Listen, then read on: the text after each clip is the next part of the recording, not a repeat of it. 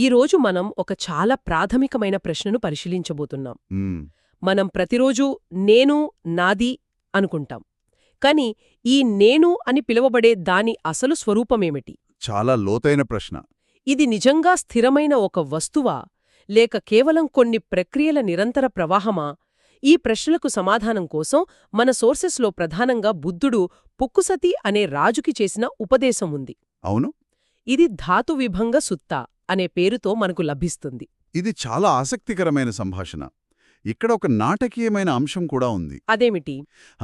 పుక్కుసాతికి ఈ ఉపదేశం చేస్తున్న వ్యక్తి స్వయంగా బుద్ధుడే అని తెలియదు. ఓ, ఆయన తనను తాను పరిచయం చేసుకోకుండా కేవలం తన బోధన ద్వారా, తన ధర్మం ద్వారానే పుక్కుసాతికి తనను తాను గుర్తించేలా చేస్తాడు. అంటే ధర్మాన్ని చూసినవాడు నన్ను చూస్తాడు అనే సూత్రానికి ఇదొక ప్రత్యక్ష ఉదాహరణ అన్నమాట. సరిగ్గా.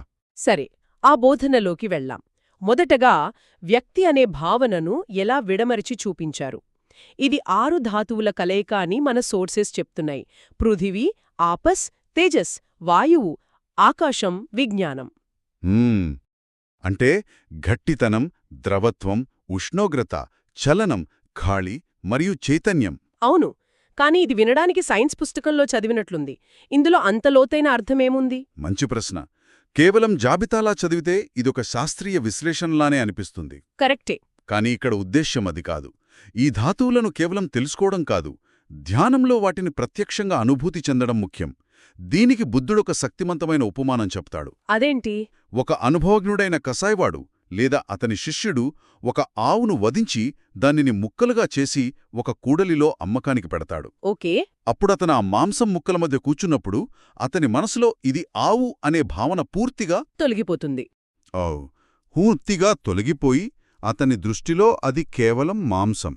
అతను ఆవును అమ్మడం లేదు, మాంసాన్ని అమ్ముతున్నాడు. ఆ అదేవిధంగా ఒక సాధకుడు తన శరీరాన్ని ఈ 6 ధాతువులుగా విశ్లేషించి చూసినప్పుడు నేను, నా శరీరం అనే స్థిరమైన భావన తొలగిపోయి కేవలం నిరంతరం మారుతున్న గట్టితనం, ద్రవత్వం, ఉష్ణోగ్రత వంటి ప్రక్రియల సమూహం మాత్రమే కనిపిస్తుంది.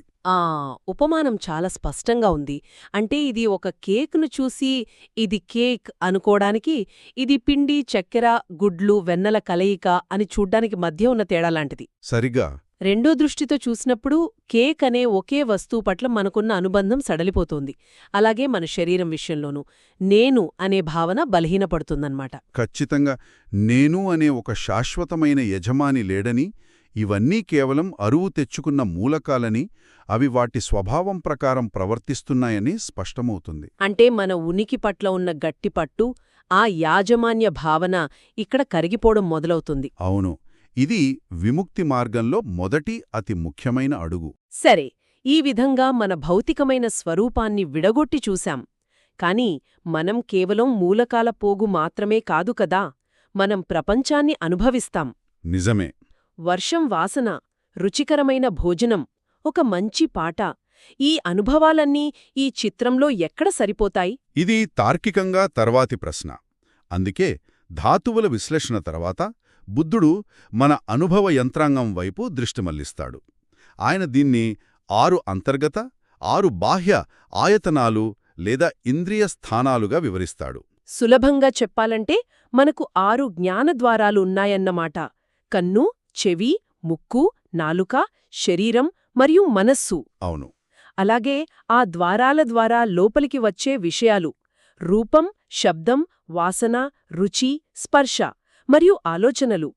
మన జీవితం, మన ప్రపంచం మొత్తం ఈ 12 అంశాల మధ్య జరిగే లావాదేవీలే కదా? సరిగ్గా. మన వాస్తవికత మొత్తం ఈ ద్వారాల ద్వారానే నిర్మితమవుతుంది. కాని ఇక్కడే అసలు చిక్కుముడి ఉంది. అదేంటి? ఈ ఉపదేశం ప్రకారం మనం ఎంతో విలువైనవిగా భావించే ఈ ఇంద్రియాలే మనల్ని బంధించే ఉచ్చుగా మారతాయి. ఒక్క నిమిషం, ఇది జీర్ణం చేసుకోవడానికి కొంచెం కష్టంగా ఉంది. నా ఇంద్రియాలు నాకు ఆనందాన్నిస్తాయి. మంచి సంగీతం, అందమైన దృశ్యాలు, మంచి ఆహారం, ఇవన్నీ జీవితానికి అర్థాన్నిస్తాయి. లక్ష్యం వీటన్నిటినీ ఆపేసి ఒక రోబోలా మొద్దుబారిపోవడమా?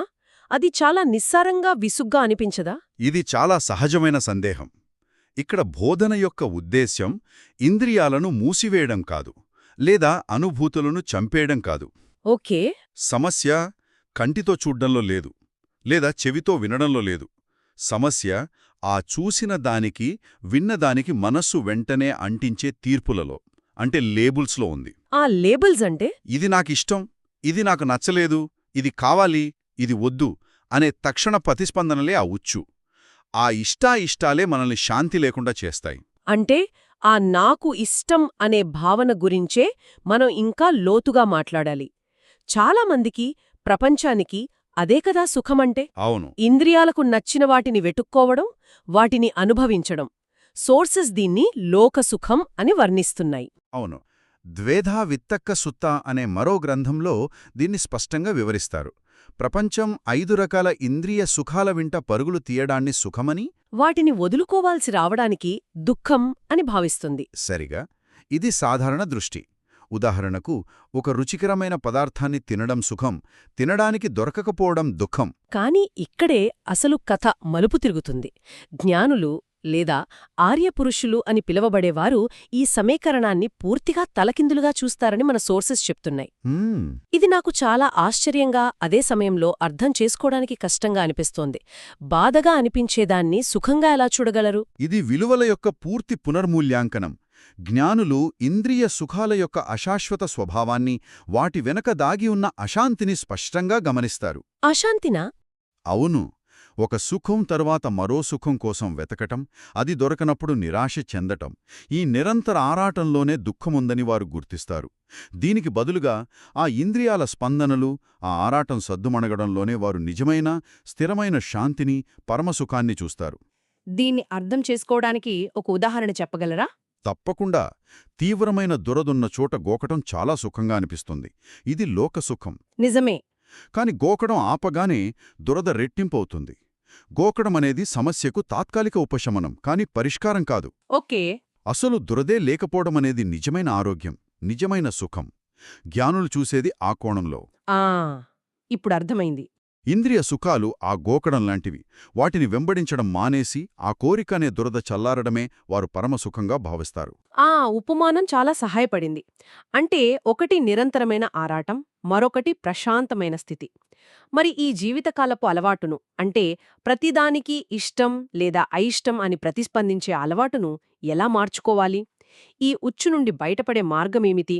దీనికి మార్గం ఇంద్రియ సంయమనం లేదా ఇంద్రియ నిగ్రహం.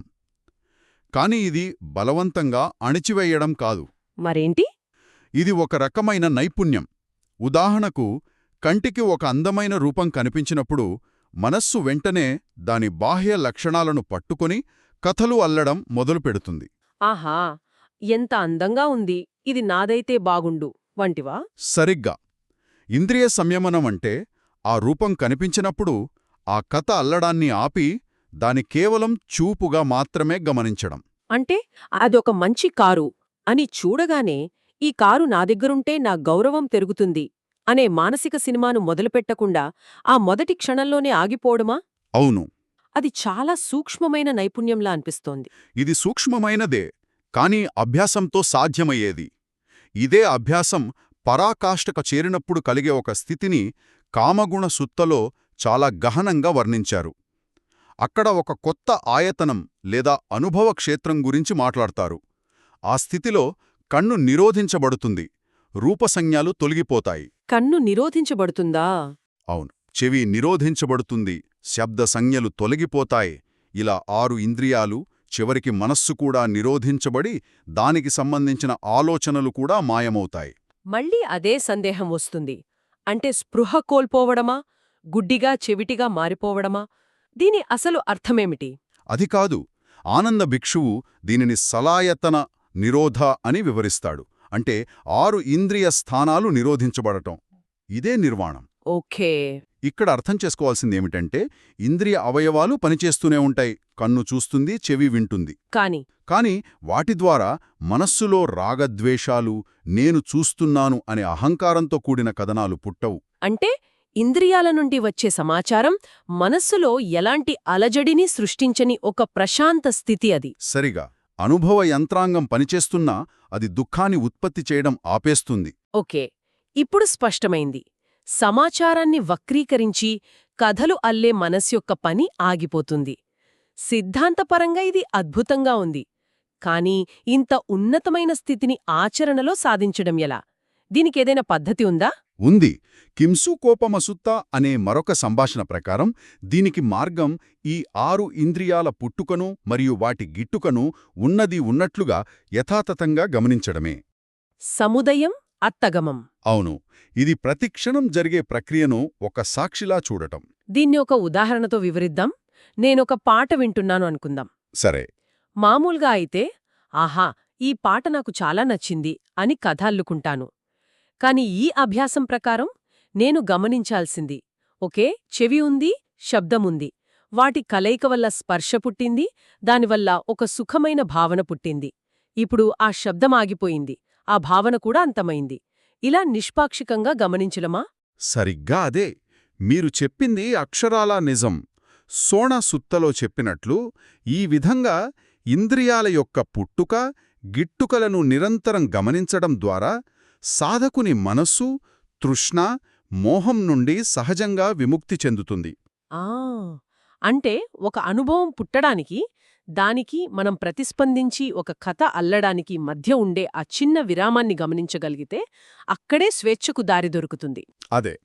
కాబట్టి మనం ఈరోజు చేసిన ఈ విశ్లేషణ మొత్తం మనల్ని ఒక మౌలికమైన దృక్పథ మార్పు వైపు నడిపిస్తోంది.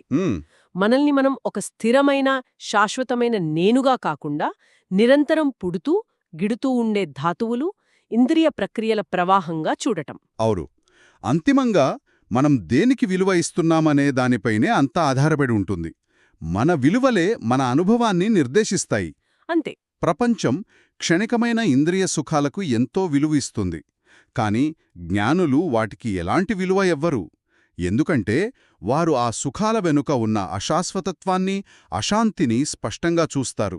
ఈ విశ్లేషణ అంతా మన రోజువారీ జీవితానికి ఎలా ఉపయోగపడుతుంది? ఈ లోతైన తాత్వికత నుండి ఒక సాధారణ వ్యక్తి గ్రహించాల్సింది ఏమిటి?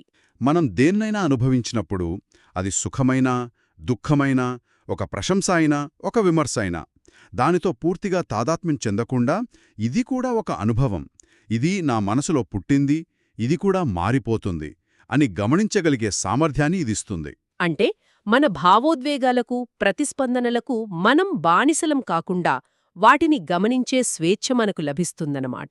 సరిగ్గా. మన అనుభవాల నాణ్యత బాహ్య పరిస్థితుల మీద కాకుండా మన అంతర్గత దృష్టి మీద ఆధారపడి ఉంటుందని తెలుస్తోంది. ఈ విశ్లేషణ ముగింపులో ఒక ఆలోచన మిగిలిపోతోంది. ప్రపంచానికి అత్యంత నిస్సారంగా, విసుగ్గా అనిపించే ఆ ఇంద్రియ స్పందనలు సద్దుమణిగే ప్రశాంత స్థితికి మనం విలువ ఇవ్వడం ప్రారంభిస్తే మన అనుభవంలో ఎలాంటి మార్పొస్తుంది? బహుశా మనం బయట వెతుకుతున్న నిజమైన శాంతి, స్థిరత్వం అక్కడే దాగి ఉన్నాయేమో.